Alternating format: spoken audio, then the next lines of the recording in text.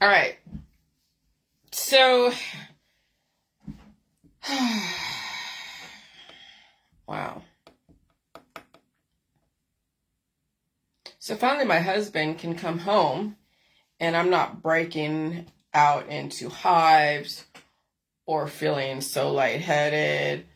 Or I think the only time what I feel when my husband comes home, because he brings home the energy and the microbes that I am pretty much assimilated to. But there's always new things out there that he picks up just because of that's diversity out there. And I just have to eat, like I become very hungry, or I have to sleep, take a nap, and then I have to eat. And so he came home yesterday, probably around early morning, or not early, like mid-morning, early afternoon. And I made some kind of breakfast or some kind of something.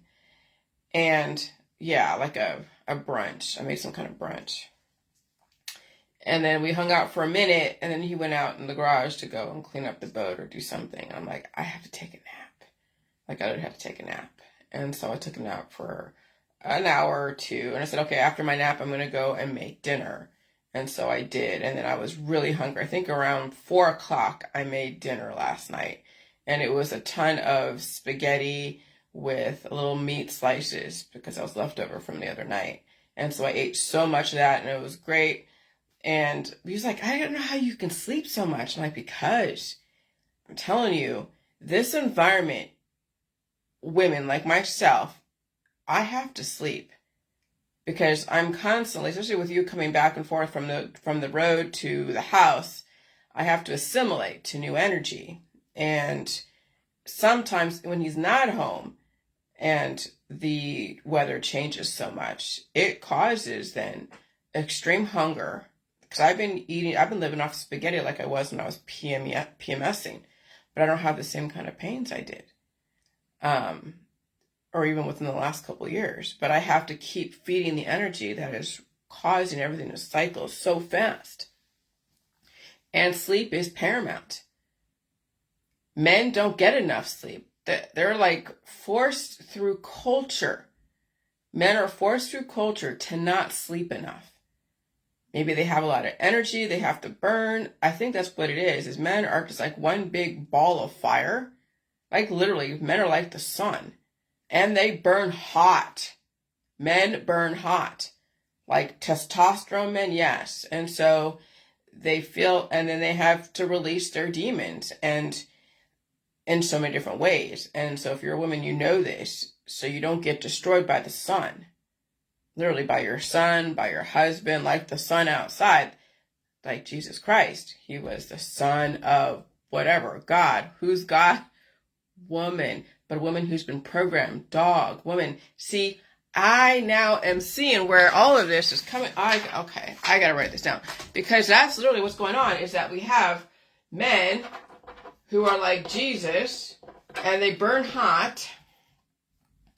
Okay? And they burn hot, so they can't relax. They don't understand women who have to do this. Some women try to keep up with her man, and she's destroying herself, but she was bred to do that. She's bred to keep up with men and destroy herself because that's how some women were bred to do and be and whatever. Okay, so men are like Jesus, burn hot. They're like the SON, SUN. And so for men to actually calm down, their hormones would have to change.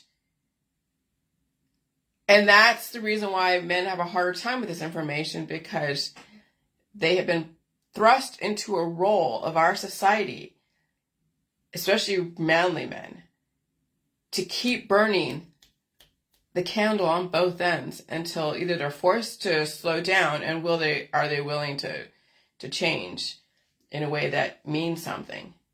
And a lot of them won't. And so men, Jesus burns hot, the sun, and yeah, they have hormones, testosterone. And that's what keeps them so highly active, testosterone. And then as far as sexuality, it doesn't matter gay or straight or anything else. Men will do what men do. And so I was writing stuff about my armpits, because yeah, I would never raise my arms in public, ever, never. I used to. when I was shaved underneath there and I didn't have my lymph nodes open, yeah, I used to, because I didn't have enough growth. Remember a couple of years ago, we figured out how to sort of cure ourselves with the J juice. And so I was really skinny, and you saw how skinny I was. And so I wasn't eating enough, so there was enough growth to cause anybody to release. And so I held those demons within.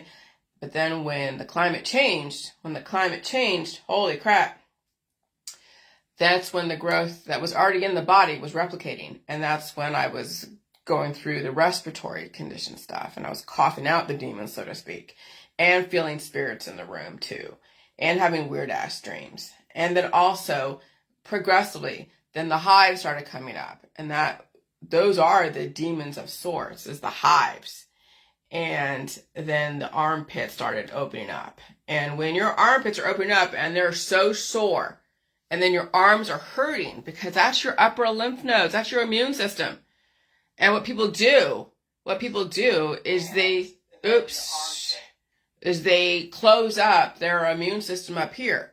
So you have lymph nodes underneath your breast, you have lymph nodes in your armpits, lymph nodes in your back of your neck, your side of your neck, you have lymph nodes in your legs, near your inguinal, your genital area, lymph nodes the back of your legs, lymph nodes all different places. So the body has a place to release the demons. And what people do is they try to clog up their lymph nodes, and they wonder why they age aggressively, and they wonder why they get fast-moving cancers. And so this last round of what I think was the flirt variant, because my husband and I both had diarrhea, I was feeling stuff. Maybe got a few hives, nothing crazy. But I felt a little bit of the heart palpitations. I had to take a nap. He was feeling, he having his diarrhea and stuff. I think, oh, it's what I ate. Not necessarily, because... And then I had that 40 sneeze attack in like a span of like 5 minutes, 3 minutes, I don't know how long, many minutes, but I was sneezing after what I thought would be hay fever. So I keep thinking all my colds and whatever are hay fever. Well, even though they did mow the grass next door, and I know grass is very aggressive, the pollens and everything else, and maybe that's what woke up whatever I held inside and then caused me to sneeze. I would, like I said, at least 40 times in a row. And I'd be like so exhausted. And I'd be blow my nose. But if I hadn't done that, and then also I felt a little bit of like, my armpits opening up, and there's moisture and it's stinky, but I'm not closing it up. And I don't even shave under there anymore, unless it's really that bad. But when the body is opening up and it's painful, right? I'm not putting a fucking razor to my pits. No way. No way. Oh my God, no. It's only when it's closed up that maybe I could potentially take a razor to it and maybe shave. But at this point, why should I? Why do I even need to? I mean, at this point, it's kind of moot. I mean, I'm 13 years into my relationship. My husband still finds me attractive and all that stuff. Okay. And so it's fine. But yeah, so the today I would not dare raise my arms above my head in public, because in this environment, every lymph node area has to be open, and my armpits and anywhere that's near that opening of each have to be open and releasing when it needs to be. So sometimes I have to pee a lot more. Sometimes just your body's releasing ammonia fluid for some women and some men. Okay, the body has to release all these fluids that build up because of excessive growth. This last couple weeks, I noticed even more of the acids build up. That's why I was eating a lot of the cabbage with the vinegar and the tomatoes and the bell peppers, because that's the alkaline that breaks up the acid from the growth that happens. What people do is they take antacids. They take things that will cause then more issues compounding later on. And so, no, I just eat food. I know what is acidic and what is alkaline. I don't go overboard on the alkaline, and I don't go overboard on the acid. I just eat what I eat. And when I feel something, like I notice that there's a difference in the chemistry, and since I'm so aware of how my chemistry goes, I'll go and eat a salad. And then I'll feel like, oh, wow, a nice relative equilibrium. Nothing's ever equal, because you don't want to be ever equal, but a nice relative equilibrium. I feel the acids calm down. And cabbage is vitamin U. I don't even have to make the jelly juice. I don't do the jelly juice anymore. I'm done with that. Now it's just eating the foods in the food supply and knowing. And I've streamlined the foods in the food supply. I have my spaghetti. I have my meat sauce. I'll have my cabbage with maybe tomatoes and bell peppers, maybe some mushrooms and onions. And then I'll have my red meat or my white meat. It could be pork and it could be chicken. Mostly it's been pork and red meat that I've been eating. And then I have my milk and my coffee, my heavy cream. I've been having cream the last couple days because the body is now trying to get more of the microbes, the fat in the cream. And that also gives the body the arsenal to release demons. Then you develop mucus, and that mucus is a carrier force to carry out the demons in the body, so your body has a way to get rid of shit. Not all the time can your body just leak out stuff. Sometimes you need to eat the food so it can come out through your poop and also repair any damage and rebuild. And yeah, we have smart dust out there. I mean, and not only just the smart dust that you think is from the airplanes and all, but also your friends and family, the people you hang out with, they're releasing nanotechnology.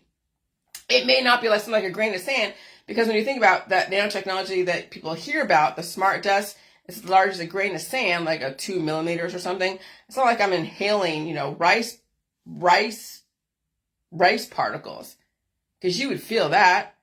Imagine inhaling the rice particles that are in your rice packages. No, you'd know what the fuck that is.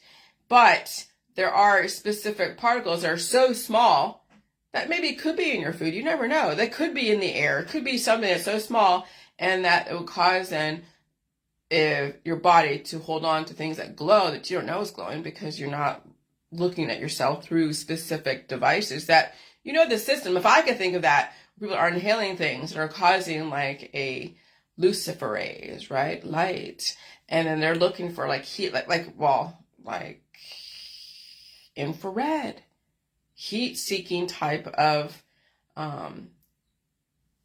visual devices where you can actually see where humans are. Just like I watched Atlas on Netflix, and she was in this big, huge machine. It's like the human in the machine versus machines in the human. So they did a whole reverse of Atlas and the whole neural link and all that stuff being synced up to the whole universe.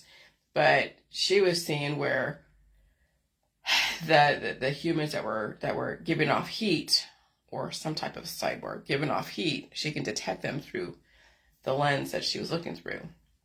So yeah, you guys are being tracked. I don't care how many devices that you put away, even those in the chemtrails where they're anti-chemtrails.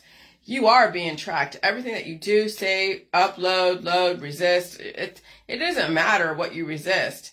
You have to change. Like, literally, you cannot stop change from happening.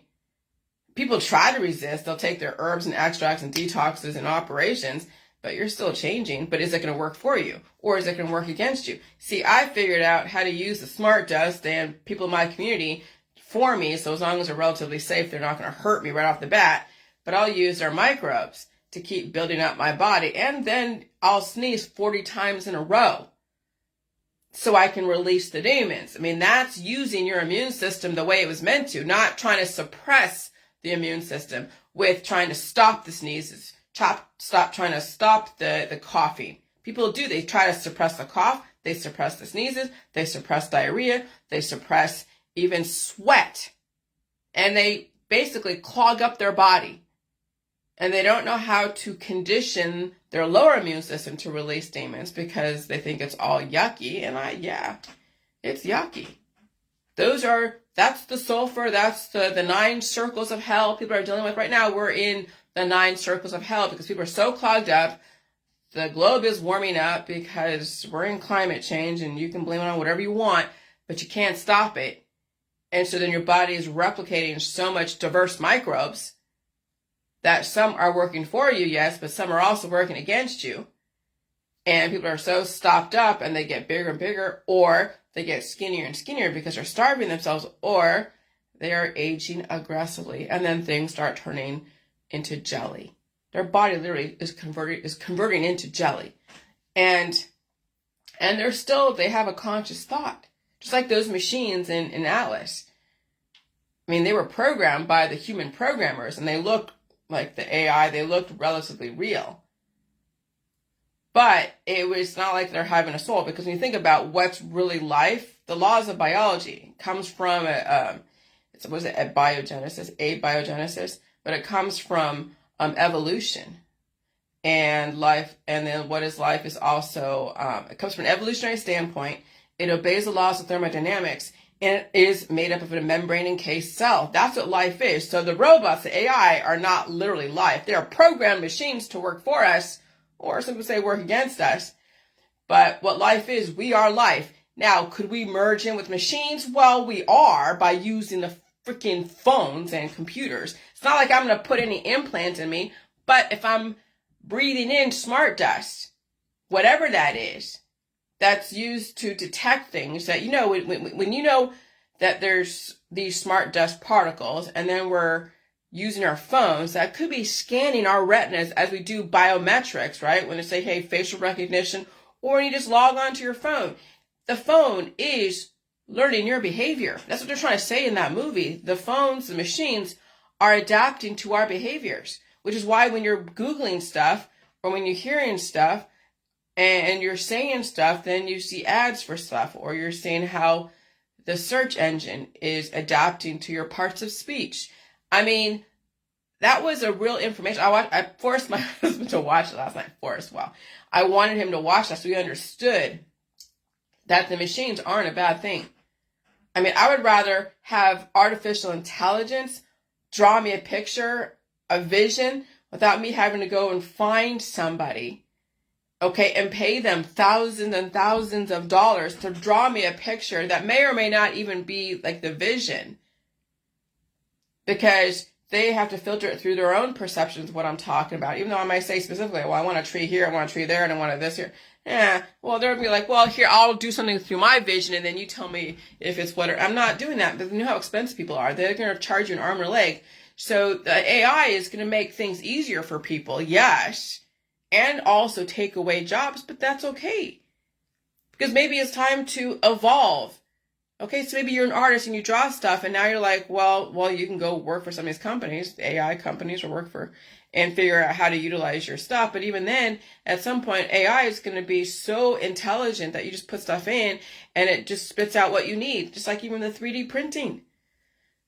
Okay, and so when you think about the smart dust and the food supply, the meat, milk, cheese, eggs, it's like we're a machine of sorts, and you're giving it the constituents, the ingredients for it to now rebuild, like a 3D machine, rebuild your bones, rebuild your heart, your lungs, your shoulders. So about 3D printers out there, they have to have the actual constituents. They can't just go and materialize the ingredients and then build you a house or develop a lab developed meat. It has to have the specific ingredients that's already been broken down.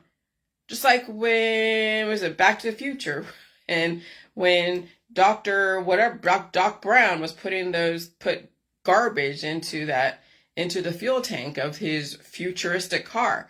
That fuel tank of that futuristic car was going to break down the banana peels and break down all the garbage, the organic material, into something usable. Okay? And so that's the thing with the food supply. So people are like, oh, wow, this food's poison, that food poison. They're staying from meat, milk, cheese, and eggs. They're depriving their body of the ingredients so the body can rebuild. And so when you're seeing that the whole smart dust of self-replicating things, well, that's what you do anyways. You're supposed to have, lengthening your telomeres. You're supposed to self-replicate. And then it has a limitation based upon the blueprint. And that's what the whole immortalized germline cells are. They give you a 50-year cycle, okay? Or 50, I don't say 50 year because that's very subjective, but 50 times redoubling itself. And then when you're in another evolution, then it does another 50 redoubling itself. That's like a immortalized germline cell, like the head of a jellyfish, and then the tentacles, or when you think of an MLM, you have your head or whoever it is that's a recruiter, and then you have a long downline of people selling for you, people redoubling or compounding the revenue that you're going to make. And so that's what you are is a self-replicating human, if you understand what that means. But you have to understand it from an industrial point of view of the 3D printing. You are a 3D printer. You have all the machinery to do that, but you have to feed your body the meat, milk, cheese, eggs, and also release the waste. Women don't. Women are afraid to smell. They're afraid to age, but they do, because eventually you can't even do the plastic surgery. Sometimes the body has to release some. I looked a little bit monstrous when I was releasing demons a few years ago. Sometimes even the reason, like yesterday, I looked a little harsh yesterday, but that's fine. That's where I was. But that's the thing, is half your body, part of your body, like you see the white hairs, you don't see about the roots at all. Okay, I'm not getting white like you see some women, or they have a huge white mark right here and then everything is black because they're dyeing their hair.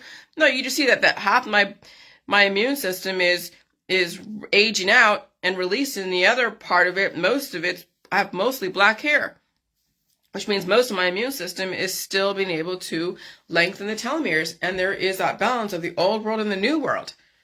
Okay, and that's what I'm thinking is why then you see some white hair, because I'm not trying to dye it. I wanted to see how this ends up. Okay, so I got to remember this 3D printing. You are a 3D printer, and you need the meat, milk, cheese, and eggs. And so so I got to write this down. And so you are the biological, you are a biological 3D printer who needs the meat, milk, cheese, eggs, fruits, veggies, carbs, salt, sugar, so you can rebuild and release and stay alive. Okay? And that's essentially what women need to understand this, because men are their antibodies. Men might have to realize that they're going to have to transition to what the original was. And again, we have been engineered to be a certain way. And that's a hard pill to fucking swallow, is that women have to realize that, yeah, they've been engineered to be a certain way. Men have to realize that they've been engineered to be a certain way. And evolution is not something you can run away from. You can resist it and die, and that's what's going on right now. People are resisting evolution, they're dying suddenly and all that stuff. But no matter what, evolution is going to happen. Change is going to happen regardless. Now you have to understand how to support those changes so it works for you. And again, some men may have to figure out that certain things are going to have to be released and certain things are not going to work anymore. That's the whole thing with erectile dysfunction. When men get to a certain age and their body stops working the way it was programmed to work for in the beginning, they think they're dying. No, maybe they're transitioning to be back to what the original prototype was. And then estrogenic women that were given so much estrogen, especially in Hollywood, and you see some of them age to where they look like they're men as they're dying, like men look like they're women when they're dying, right? Or when they're getting older. It's, yeah, their body's overcompensating for what it was missing. Because they put in 20 years in Hollywood to be the hot female. And then all the different plastic surgery. And then the men, like back in the glam rock days, like Steven Tyler and even what's his name? Sebastian Bach, and then like Mick Jagger and all those, they start looking like old women. Because it's now the body's going back from being relatively male-ish female to actually more female than male. And so it's a trip. It really is. But watch Hollywood. Okay, watch Hollywood. And so you are a biological 3D printer who needs meat, milk, cheese, eggs, fruits, veggies, carbs, salt, and so you can rebuild and release and stay alive. And as far as gender, well, that's all going to be interesting to see. Okay, so all right, and so then, yeah, let me read this. No, I don't even read that because, yeah, I mean,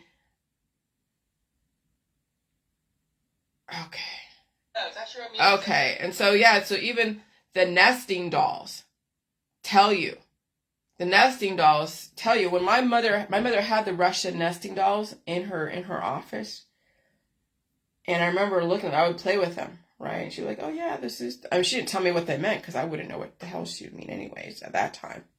But now I look back on what was in her office when I was a kid, and I remember, oh my God, the nesting dolls was a reminder what happens when you encourage your daughters to keep having children.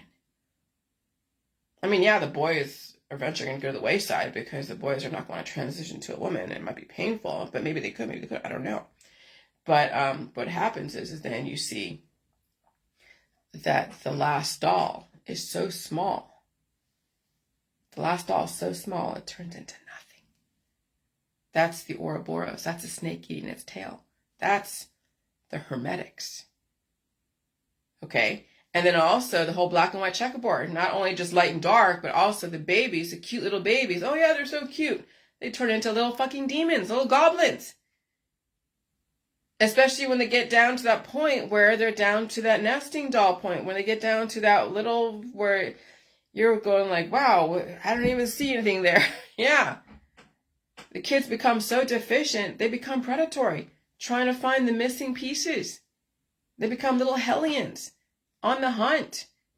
And so, yeah, Cupid is, shooting things in the heart, causing everyone to come together, literally and figuratively, causing them little demons. And that's the whole thing with why the system is trying to now guide reproduction carefully, because we're seeing what happens when you procreate so much on one genetic line. What happens? When the climate will always change and you're around a bunch of diversity, that the latest offspring are not as capable as the earlier prototypes. And that's why men back in the 1930s, were like so strapping and so good looking and so strong. And then men now, if they've been around this genetic line, they're becoming a little bit, maybe they're looking a little bit more womanish.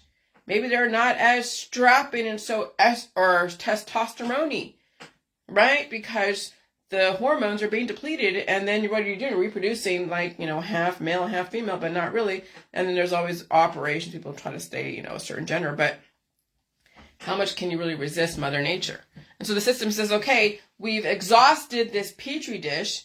We cannot do any more experiments on this petri dish, and that includes what's ever in the lab, and then things get thrown away and they have to start over again. And also in your community, okay? And it's one large lab as we're in. And then the animals are becoming even more aware. This is funny. Check out my Facebook, posted it, of the orca saying, I'm a bitch, I'm an orca, sinking yachts just off Mallorca. I'm a sinner, I'm a whale, I'm going to hit you with my tail. Yeah, the animals are becoming a lot more intelligent.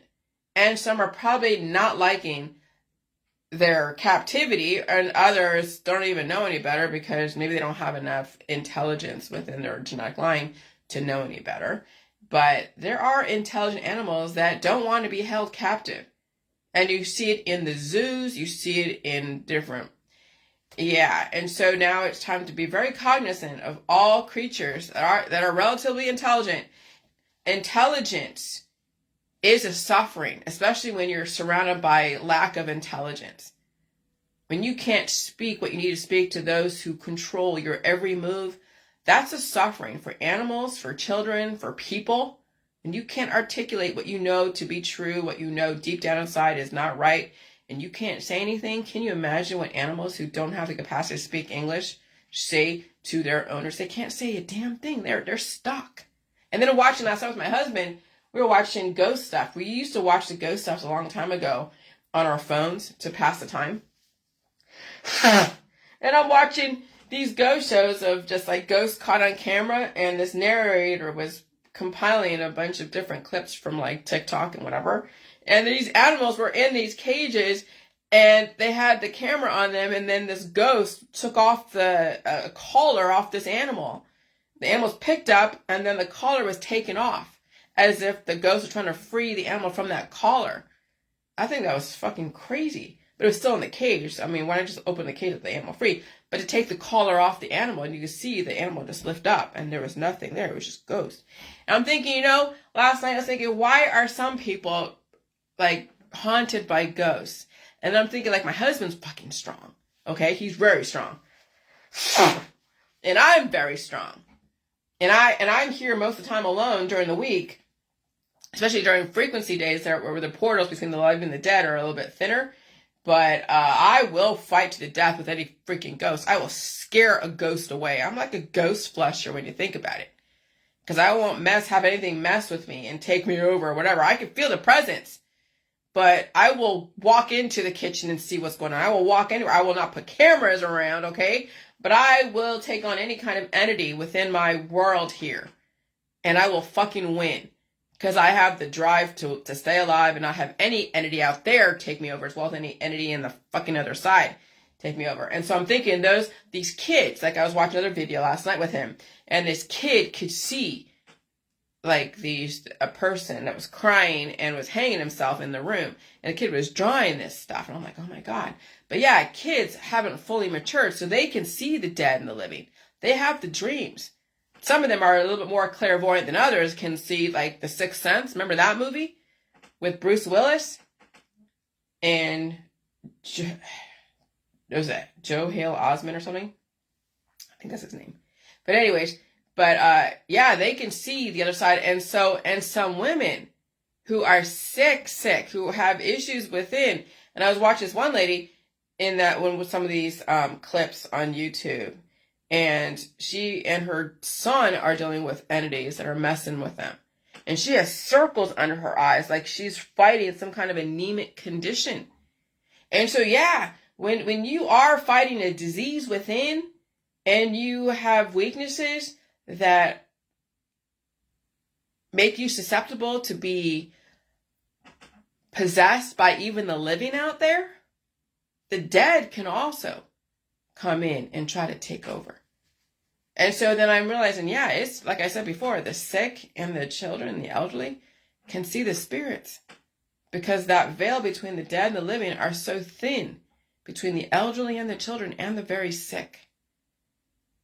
And so that's probably why I haven't seen any ghosts per se or have any of them mess with me. But those that do live in haunted houses like someone could have died in this house. This house was built in the 1940s. There had to have been somebody die here or a ghost walking around. Even the other house was an old house. And I've been in houses where I felt like there were some weird ass spirits because a person was religious. They had a whole altar for Mary, Mother of God, because she was Catholic. And I felt energy.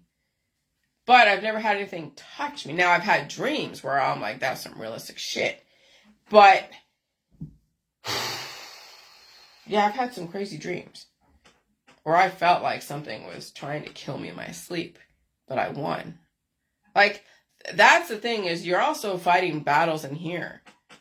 And that's the thing about the spirit world, is that some people hold on to such aggressive spirits, demonic spirits, that may not be so overtly obvious to the naked eye.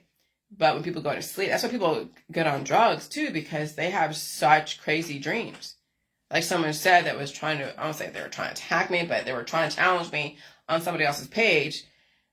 But, I mean, people were saying, like, the government's planting, memories. And I wouldn't doubt that there's some beaming of information in people's dreams. But also people hold, like, crazy antibodies that have memories that also torture them when they go to sleep. And so then they take drugs to then calm it down. They take drugs to basically anesthetize the spirits that would potentially keep them awake. So I understand that.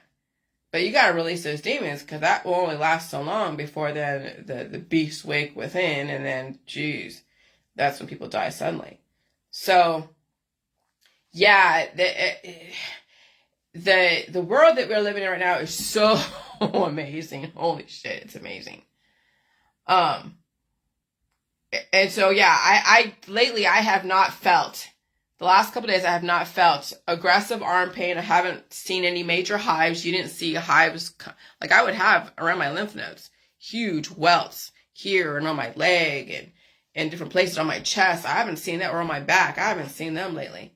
Okay. And and no arm pain. I mean, even my reach is I don't have any pain, extending my arm. And so, yeah, the B system was the 666 that will eventually turn into a 999. 666 was having a huge family and people dying in their family and getting treated to death. So you can imagine when you have 50 people in your family and you look at the weakest link, there's always going to be a weak link, and that person will get sacrificed first. That's always, even in the pack. But the predators go find the weakest one first. Well, you have predators in the microbial world, and the weakest ones will get taken down first. And so when you're around a bunch of people, guess who dies first? Especially in this environment, it's the ones that are weak, the ones that are fighting conditions, the ones that are slight, the ones that have the most issues.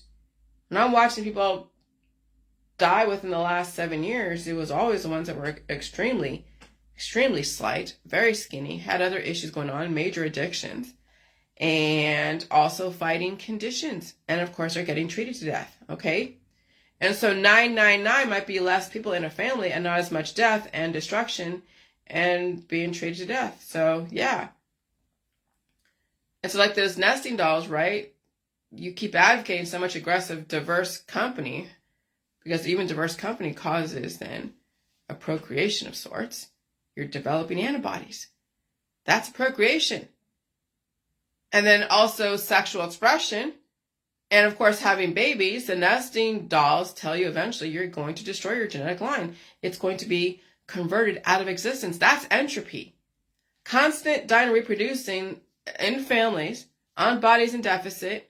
They're always in deficit because you're always going to be in deficit. That's entropy. Well, you'll convert yourself out of existence. In this environment, you're around diverse company. You're not releasing demons and eating a bunch of food and calming down your diverse company. Yeah, you're converting yourself out of existence and tortured on the way out the door. And of course, if you're highly sexualized and you're out there, yeah, there's that. People are converting themselves out of existence. Maybe they're converting what they're doing into cash, but even that only lasts so long. And I see that on Facebook, like, oh, look, she went on TikTok, or she went on Instagram or OnlyFans, or she's a PROSTIT, anyways, and she's making a lot more money. And I'm like, well, that's great. Good for her. She's converting her body and sexual expression into cash. And then what? Buy more shit that you don't need?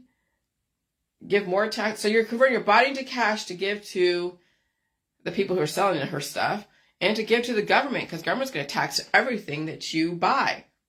And then now we have planes that are like going through turbulence and people are having issues on these planes and dying in this. Oh my God.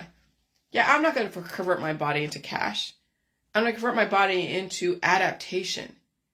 But the system has taught people to convert their body into cash to the point where they actually deplete themselves. And it's socially acceptable. And so women were and are the males. Okay, were the different males, the great thinkers of their time, like Yuval Noah Harari and Klaus Schwab and even Jesus Christ, did they have to die? Now, I'm not saying Yuval is dying or Klaus Schwab is dying, but they're men. I mean, eventually they're going to have their lifespan, or they're going to have to turn into a woman, and people are like, oh God, that's a beast. No, not necessarily. From what I'm saying, not necessarily. So were the different males, the great thinkers of our time, like Yuval Noah Harari and Klaus Schwab and even Jesus Christ, do they have to die for our sins, literally and figuratively? Were and are the males of the past, present, and future the ones who are protecting and enslaving and advising us and moving us forward? And now it's time for women to take the role. Okay? So they are the ones that will keep women going, and women eventually will have to take the reins and keep herself going without relying on a man to enlighten the population. So Yuval is enlightening the population about being a sapien. Klaus Schwab is doing an industrial revolution type of thing. Jesus Christ was helping the people move forward. And yes, the Romans didn't like him. Okay. And so he was sacrificed on some level. All the different patriarchs of the past who had something to say, well, some didn't like enlightenment. Some didn't want to hear another thought process. Maybe that was the old world. Maybe that was the old religions that don't like Jesus Christ. They don't like someone saying, okay, maybe there's a different way to do things. But these were all men. Every man had an issue with other men that were trying to enlighten the population. Okay? And so now it's time for women to say, okay, I'm tired of the men fighting each other over what is enlightened and what's not. It's time for women, but not to become a man. It's time for women to figure out how she's going to keep herself alive. Because no matter what, her children and whoever she gets with is going to be sacrificed on some level. Or she'll be the sacrifice. It'll be a fight to the death. Her children are basically extensions of herself. Clones of herself. She's already diluted herself. That's what I'm saying.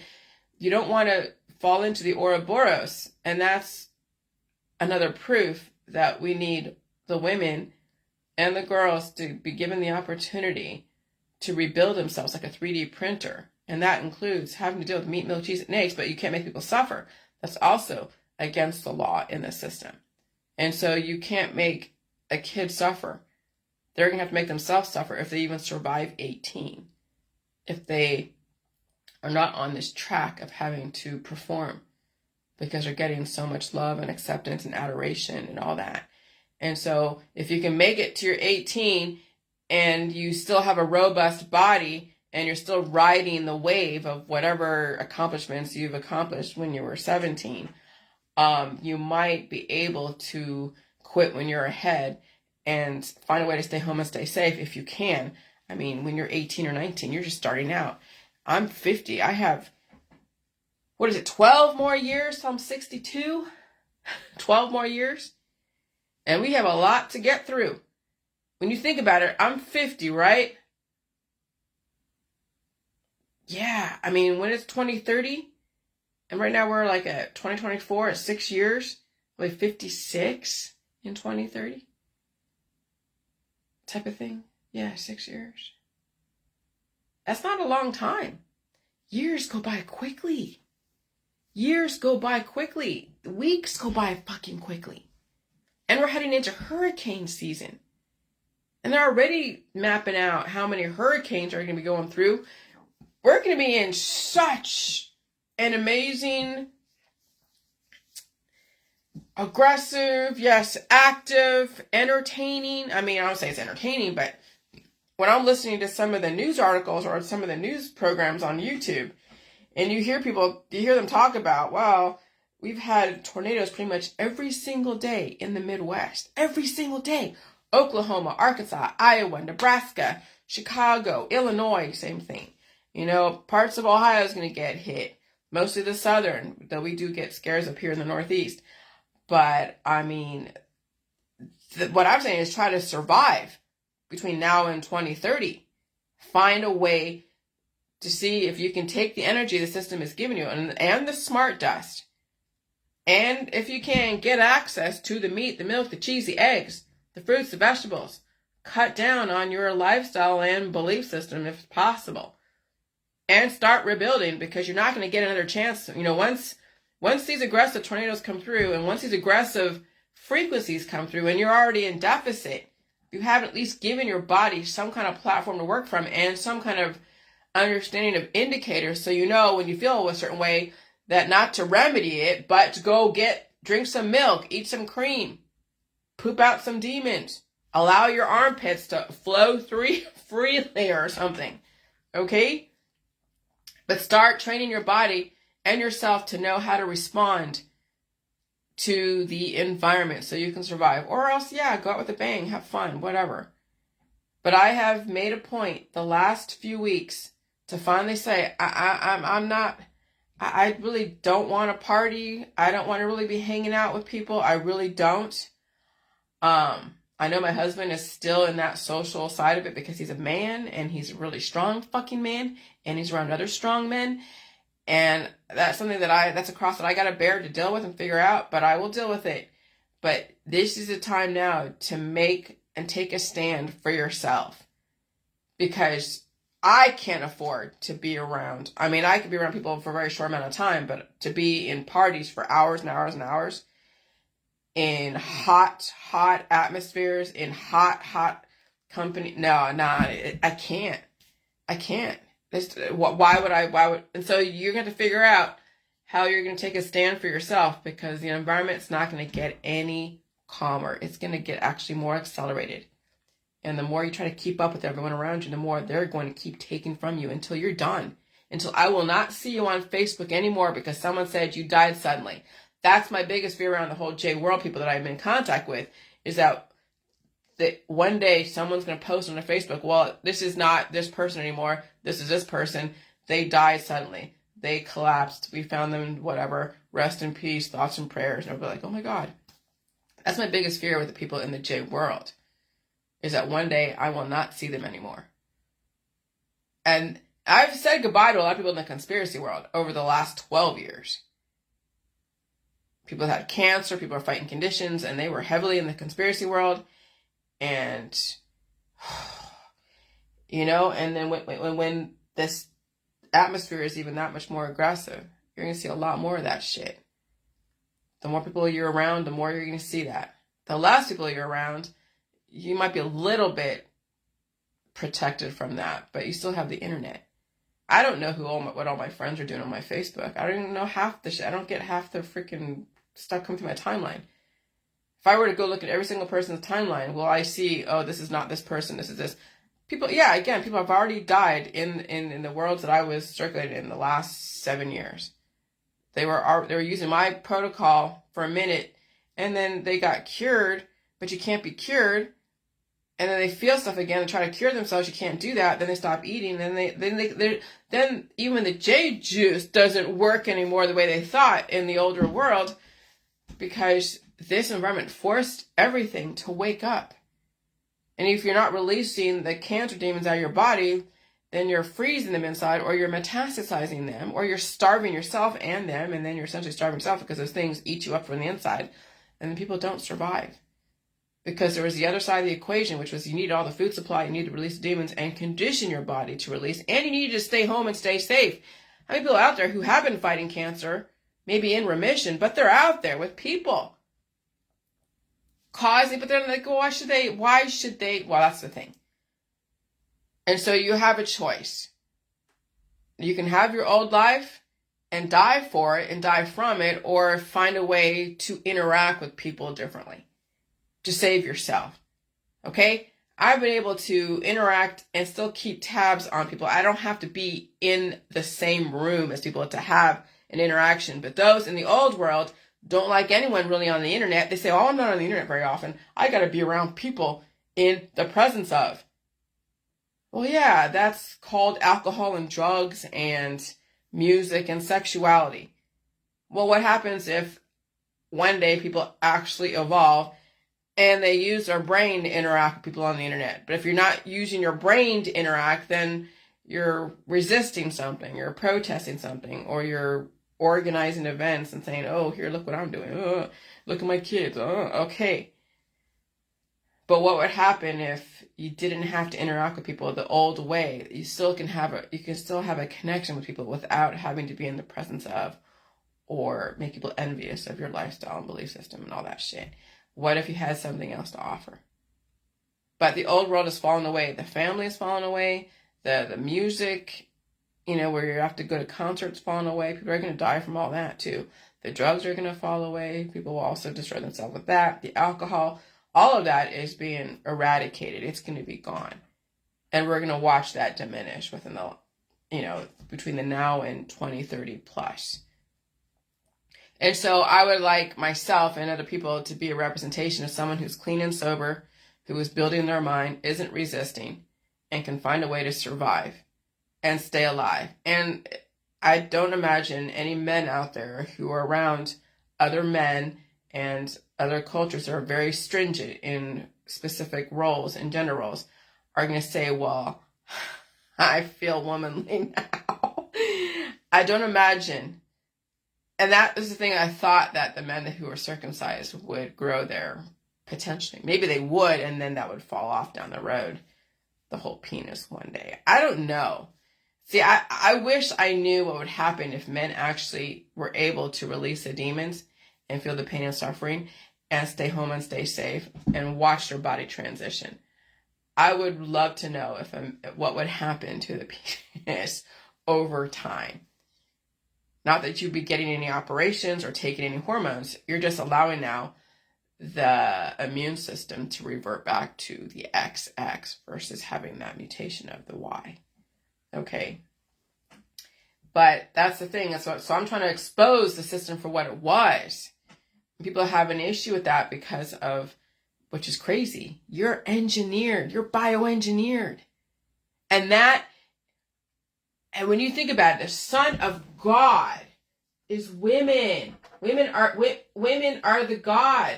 Son of God is Jesus, right? And he's the antibody, but an amazing one. But women. But then why would you call the women like dog? Well, because she's conditioned to behave a certain way. All right? She's conditioned to lead her family and people down a certain way. She's even conditioned people to treat her like shit. She's conditioned people to use her and abuse her. She's conditioned people. That's what I'm saying. Women are the gods. Goddess. But they have to act like it without being, a destroyer. But maybe that was the system, how they use women to bring life and to destroy life. I don't know. Women have to choose which side of the world they want to stand on. That's fine if you want to destroy life. Okay, do your drugs and all the remedies and all that shit, fine. So women have two roles.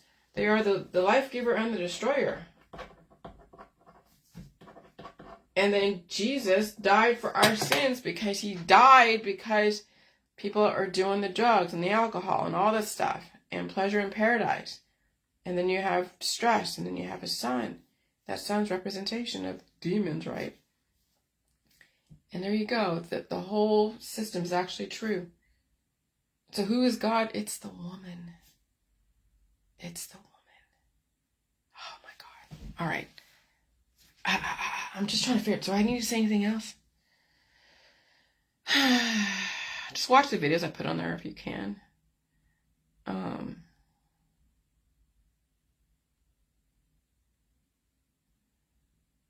Blackstone CEO Steve Schwarzman will back Trump, will raise money for him, and he's part of BlackRock.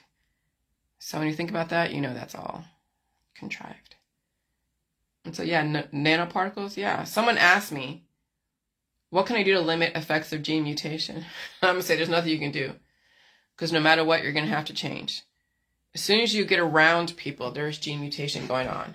You may not see it right off the bat. You may not even feel it right off the bat, but it's there. It's just a matter of when you hold those different microbes inside that will cause a mutation. When you're around aggressive energy, how much that will replicate. And you have to release demons, and you're going to have to take on and assimilate to the changes. And so I said, there is nothing you can do, because no matter what, you're going to have to change. You can resist it with whatever latest drugs on the market or remedies, but that only lasts so long, and that will work against you. And so you're going to have to figure out where you are in life and gamble if you could play that game of medical holistic until you can't anymore. Then I don't know where you are as far as the longevity and if you can afford to do that, but I couldn't be the one to determine that for you. Okay? Some people know where they are and they quit when they're ahead. And they don't try to keep gambling on more fun in paradise. They're going to have to pay the piper and then stay home and stay safe. And potentially, if they can even do what I'm doing or what have done. But that's something you're going to have to figure out. I can't instruct anyone how to do that. So, yeah. So the whole thing with, as far as, I already said that about the boobs. Solar simulator, panspermia, smart dust, all that stuff. Abiogenesis.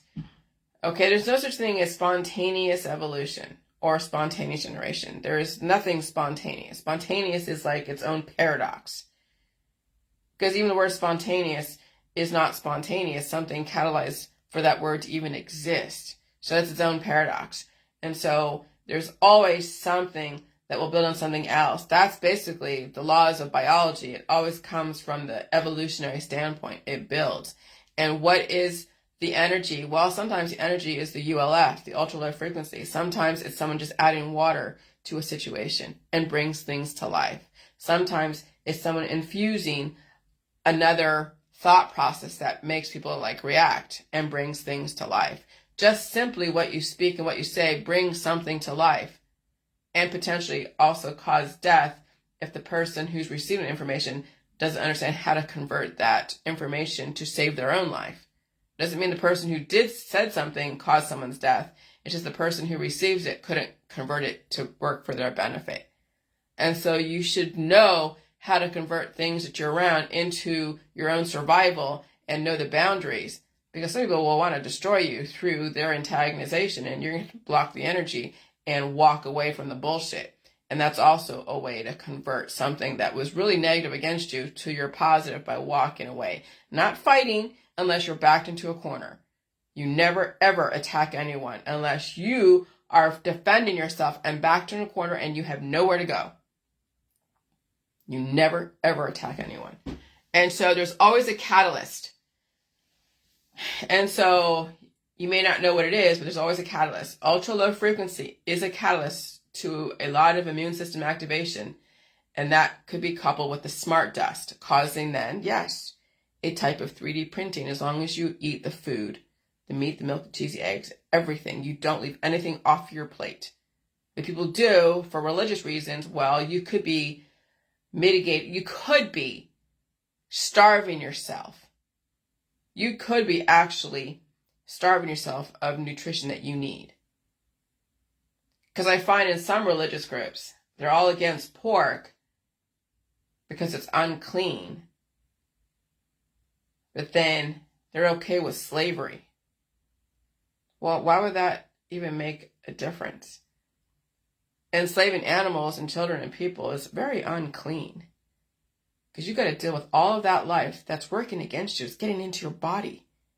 And you got to deal with the suffering of those animals.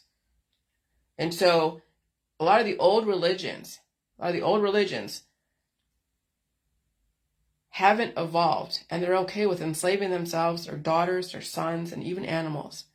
And then have the nerve to say that eating shrimp or eating pork is unclean when they have surrounded themselves with so much diversity that they have to take antibiotics for and get surgeries for and get things cut out of them.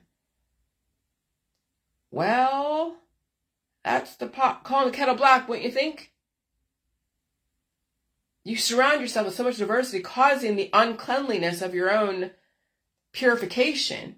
But yet you have say that, okay, eating pork and eating shrimp is such a bad thing. But yet people are having puppies over here.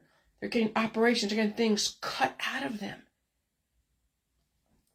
And so a lot of the old religions have to go because they're speaking out both sides of their mouth and they're contributing to the suffering of the world and then blaming somebody else for it and hunting people for it.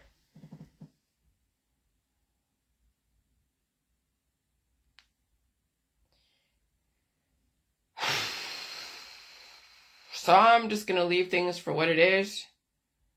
I'm just going to leave things right now for what it is. High aggressive sexuality, regardless, having so much pride in everything. At this point, we're going to have to figure out what it is worth having pride over. And at this point, I love my husband. I respect him. He may think differently as far as respect because you know how men expect so much. So I have to balance out some of the men's needs so they're not completely. But I respect him enough to keep him alive. And I don't take advantage of his weaknesses. I won't. And protecting myself and make sure that I stay alive is actually my way of respecting him. So he doesn't have to worry about me falling to cancer disease, chronic illness, autoimmune disorders, addictions, and other things. Some people have a tolerance for that, and that's fine. I get it. But the reason why we don't have health insurance is because he's relatively healthy. I'm relatively healthy. And you know how much health insurance is nowadays? It's expensive. And then going to see the doctor and getting operations and things, it's expensive. Having to buy supplements and detoxes and herbs and extracts and maintaining, addictions so you don't feel pain, that's expensive. You know how much when I go to Aldi's, I buy, just to keep up on the regular stuff, I maybe buy spaghetti and meat sauce and a little bit of meat. That doesn't cost very much. Maybe less now, less than $100 a week, if that. Okay? I have streamlined my immune system to have what it needs when it needs it. And I don't need to spend so much money on the things that people spend their money on, which is all the health and wellness shit. And so that's how I respect my husband. And that's how I look at my relationship with. So, people have to figure out what their relations mean to them and whatever. I don't know where I was going from that tangent, but what is this, a logical fallacy?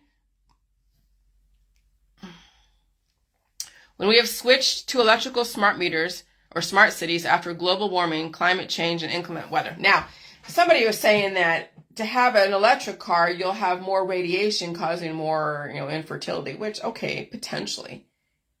The environment's going to make you infertile anyways, just because. But then those that have CB radios, that sit on CB radio boxes. Like my husband, he was sitting on a CB radio box for a long time when he was doing those huge CB radio fights with other people, playing those games. And that gives off a lot of radiation. And so, the weather will calm down. So once we have a switch to electrical smart meters after global warming, climate change, inclement weather, and we're going to be potentially infertile by 2045, 2050, so you better stay alive, okay? The weather will calm down and we can rebuild with a new human race activated by the smart dust. The premise will assume the conclusion. So it is unfortunate the collateral damage due to humans causing tornadoes, but God will reward Mother Earth after she releases the demons. It is all true.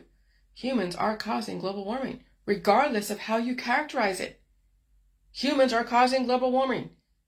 Which humans? It doesn't matter. Humans are causing global warming because the people that run your society are also humans. Okay? Once there are less humans due to the high casualty count, thus lessening the carbon footprints, everything will be different and calm and paradise. And we're going to leave room for nature, leave room for nature. We're going to have human habitation zones. We're going to have high-speed rails connecting to each human habitation zone. And that's why you're seeing a lot of the Midwest getting pummeled, because they're going to make sure the middle of America is clear of the humans. There are people who keep rebuilding, and another fucking tornado will come in and take down their until they're done, until everyone's either they're going to move because they'll get so tired of rebuilding, and that's what the system is, just keeping on the pressure. And you can say it's God, you could say it's whatever, I don't care. Which is why I'm trying to clue you in on how to survive this. You must know who and what you are up against. So if you're in Florida and you haven't figured out that your days are numbered right now, can you imagine what kind of hurricane is going to take out the top part of Florida and the bottom part? Forget the whole rise in the sea levels. It's the hurricanes and even the spontaneous tornadoes that you have to be aware of. And if you're in Florida, if you can find a way to get the hell out, I would do it. But again, people are waiting to see the proof. Okay, by the time you get the proof, it'll be too late. You won't have time to redirect. That's the fallacy and the curse of wanting proof. By the time you actually see the proof, it's not going to fucking matter. Yes, you seriously have to be the ultimate survivor. And it is outwit, outlast, and outplay everyone around you, even your own children. And that's a hard pill to swallow. Believe me, I know. You have to strategize your survival, and it's not hanging out in large clumps of groups because you will be taken down, broken up by the system. That's called oncology. Okay? You don't want to be a cancer to anyone or yourself. And so in Mexico, they were having a political rally. The sudden gust of wind came without forewarning, Mr. Manus said, describing it as an atypical weather event, and it was apocalyptic. That whole stage that you see like in concerts with the big lights on the top and all the different beams, and there were metal beams, support beams with like a potentially a wooden or maybe metal stage, and that all came down and crushed people. Okay? You don't want to be going to these concerts or flying around in things that you don't know if they're going to stay in the sky or have some crazy turbulence. Now it's time to figure out that you're going to survive the next 6 years. And the heat.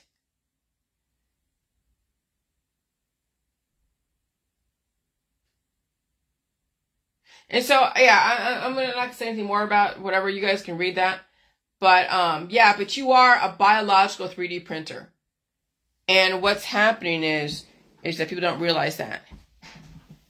And so they starve themselves, they starve their kids. And so these kids are just kind of living off of fumes until their body breaks down even more and more and more until you can't get ahead of it.